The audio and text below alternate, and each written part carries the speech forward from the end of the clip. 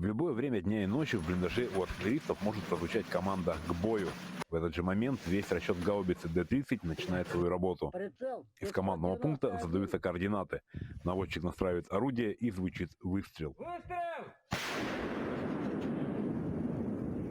Доброволец с позывным «Пума» подписал уже 4-й контракт и большую часть времени служит именно в артиллерии. Наша задача в основном это поражение живой силы, техники, опорных пунктов и блиндажей противника. Для начала нам дают цель, и мы готовимся и стреляем, куда нам указали. Тут работа тяжелая, надо копать все время и позиции новые, и блиндажи, да и снаряды тоже не маленькие.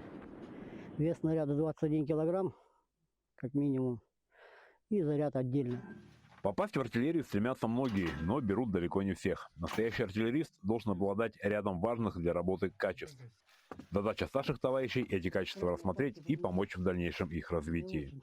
Первые дни старшие расчета нас обучали не только по наводке орудия, но и по выверке орудия.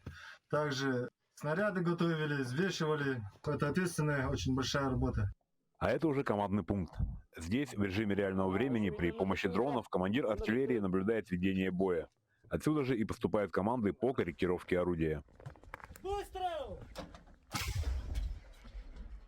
Наши расчеты готовы работать 24/7, они всегда в круглосуточной боевой готовности. Но по сегодняшней обстановке, так сказать, военной, опасность непосредственно вся в воздухе находится.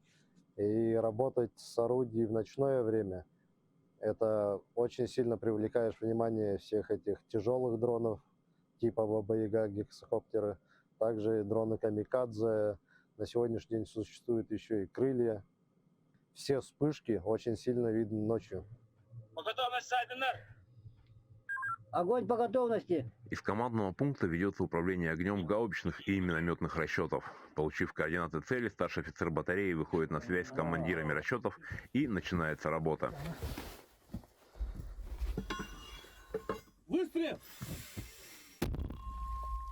Работа у артиллеристов сложная, ювелирная, но наши парни справляются с ней на ура. Нередко поражая цель, если не первым, то уж точно вторым выстрелом. Александр Хавренко, специальные зоны проведения СВО для телеканала Якутия-24.